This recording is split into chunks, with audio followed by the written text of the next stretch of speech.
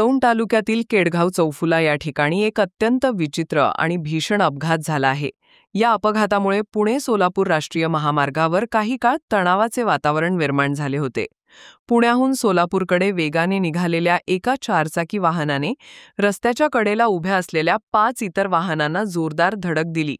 ही धडक इतकी भयानक होती की यामध्ये एकूण 6 वाहनांचा विचित्र आणि थरारक अपघात झाला. या अपघातात अनेक जण गंभीर जखमी झाले आहेत, तर एका महिलेचा जागीच दुर्दैवी मृत्यू झाला आहे. अपघात घडताच स्थानिक नागरिकांनी आणि पोलिसांनी तातडीने घटनास्थळी धाव घेतली. त्यांनी जखमींना त्वरित उपचारासाठी खासगी रुग्णालयात हलवले आहे.